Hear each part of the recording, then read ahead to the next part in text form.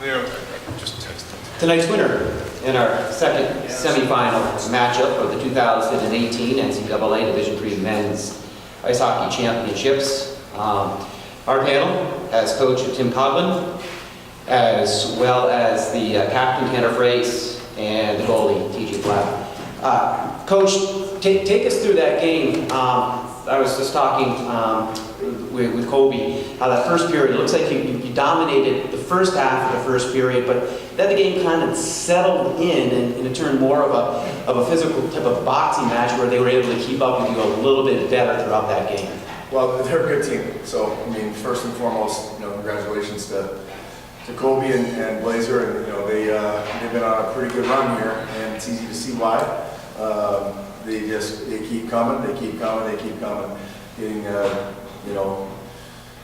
We certainly had to earn all 60 minutes tonight. So, starting the game, we got the early goal, perhaps a fortunate goal, even the second one, and that just helped us sort of settle, but at the same time, it really seemed to ramp them up. Like when we went up and had the gap, and that early in the game, I can bite you in the backside pretty quickly, and we had to keep our heads about ourselves and had to make some plays because they certainly were.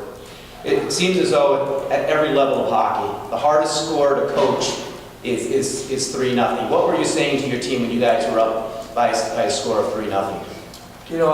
We were just harping on the details of our game, like the areas that we thought we had been good, and then the areas that we thought we had to be better. And they do some unique things in terms of how they play, their structure. There's a lot of loose, bouncy pucks in the neutral zone that are up for grabs, and so we were just trying to sort through with guys blowing the zone as much as they blow the zone. How are we going to handle that? And then in transition, if we can turn pucks over, what are we going to do once we hit the attack line?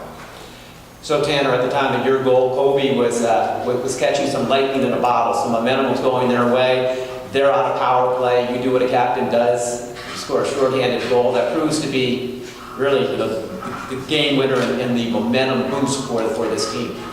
Yeah, if that would have happened, they would have had a lot of momentum going into the third period, and that's not the situation we wanted to be in. I had a chance to make a big play, and luckily enough, it went in for me. And TJ, 40 saves on the night tonight. Again, it looks, you were comfortable for the first half of the first period, and then pucks were coming your way. And looking at this, we had 98 shots on goal this evening. 40 of them, were on you. Talk about your night tonight. Yeah, our defense and forwards did a good job keeping their guys on the outside. And when I gave up some rebounds, our D-men cleared them out, or our forwards back-checked hard. They put up 40 shots, but they weren't too many good scoring chances against, like no odd man breaks. I think played a good defensive game. Let's pass it around to the media. Once again, if you can identify yourself and your affiliation for our coach and student athletes. Norbert from Lake Placid News. You guys were all here 2 years ago. You think that maybe that helped in terms of, you coming in, you're calm, comfortable. Did it make a difference whether you were here 2 years ago or not? Yeah, I think it does. There's a majority of us that know the routine coming here, and there's a majority of us that have some unfinished business here. So a lot of us use that as motivation, and we try to pass that on to the younger guys. So we try to lead by example that way.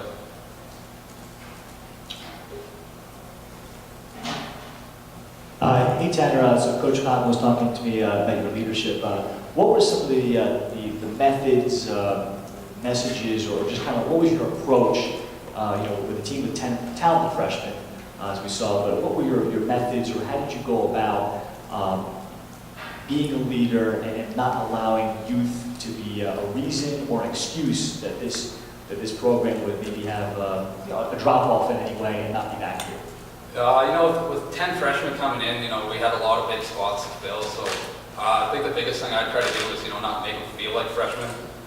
We need them in big situations, and freshmen can kind of get nervous in those types of situations. So, the more confidence you give them, the better they're going to do. And obviously they've been doing one heck of a job with it. So, you got to make them feel comfortable right from the bat, and it's been going smoothly ever since. Any other questions for our coach? Russell Dresden, USCHO. Coach, there were some interesting coaching matchups in this tournament. First game had two first-year coaches, second game had coaches with lots of years of experience. You're saying we're old? That's what I heard. That's what I heard. Blazer heard it too, I'm telling you. Headed into tomorrow, there's going to be a mix of that, experience against first-year coach. What do you see happening tomorrow? You know, believe it or not, we get too much credit for everything that transpires. You know, if I'm 5 minutes late on the bench tomorrow for some reason, because I'm trying to get my daughter's skates off from the national anthem or something, these guys, they already know the starting lineup. They know who's going to jump in what situations. I learned a long time ago from a local man from this area named Bill Beanie, and he imparted some wisdom many, many years ago, and that was basically, you know, you get to this time of the year, if you've done your job as a coach, your team is on, call it autopilot. Like there's going to be a little help here and a little help there, but, you know, the penalty goes, the whistle goes, Philly and Nixik jump, and they're the starting group, and they're gonna start that kill, and then the power play comes, and Tanner says, "Come on, boys, we're up," and he takes that rotation. You know, almost like clockwork, D-zone face-offs, offensive zone draws, defensive zone draws. It's an autopilot situation for us at this point in time. These guys win and lose, and they win and lose battles, puck battles, and they win and lose games. And you know, you saw Tanner's play tonight. That's what Tanner has done all season long for us. He's been the consummate leader. He has been a selfless guy. He's on the power play. He's on the penalty kill. He has done everything we've asked him to do with this young group and getting our group to be at this point of the season. TJ Black is the other one sitting up here. TJ's been the backbone of this team for 2.5 years now, and he's an All-American, back-to-back, first-team All-American for a reason. So, I mean, even when we go into a practice setting and we're gonna, you know, give the goaltender some touches, our goaltending coach Kip Karakis goes right to TJ and says, "TJ, what do you want? How's this gonna work for you?" Because at the end of the day, we're not on the ice. All we are is guidance off the backside and trying to do our part. So, you know, our coaching staff overall, Kip Karakis has been back now for a number of years. Andy Brandt is an addition this year. Andy's input has been invaluable to not only the development of our guys and our young guys, but the leadership for our group and just in terms of how we play the game. So, you know, it's definitely a collective thing. There's no doubt about it.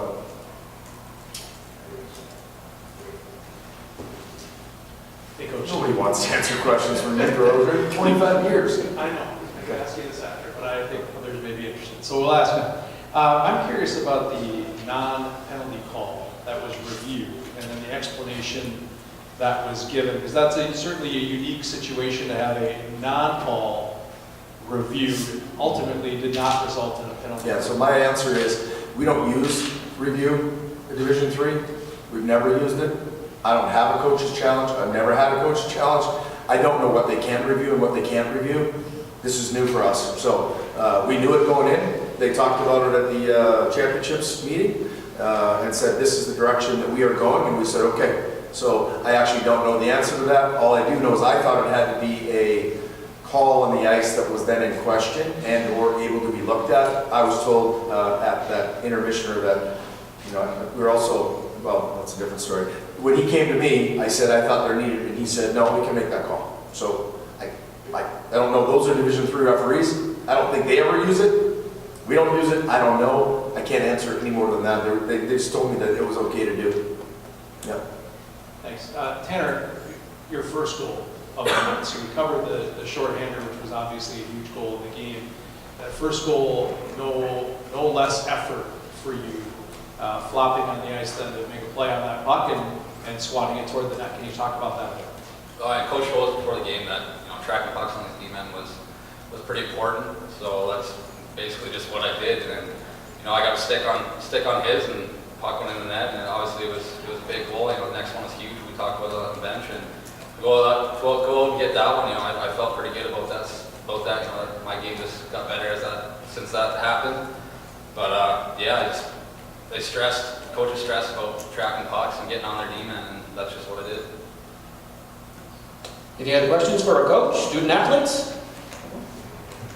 TJ, Colby scores 2 goals, they get a power play, the pressure's coming down on you. What's going through your mind knowing you have to step up for your team? Yeah, I mean, those are 2 goals that, in my mind, can't happen. Can't give up a bad rebound or a short side high. But at the end of the day, we're still up 3-2. gotta lock it down from there. That's my job, and I would rather be in any other spot than trying to lock down a game for our team. I think both coaches said the same thing about their goaltenders, like pass off pad, like generally that's how they got their first one.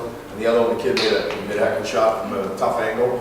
And their third goal was a deflection off of our own D-man, right? So he shot it from really almost a no-nothing space, and it went off Alfie's shin pad and redirected.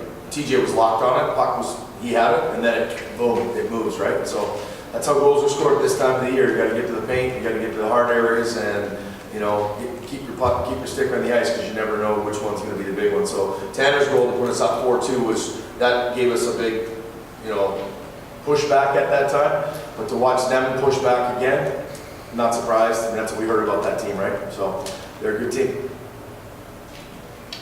Any other questions? Guys, we'll see you tomorrow night. Good luck in the championship game. Thank you very much.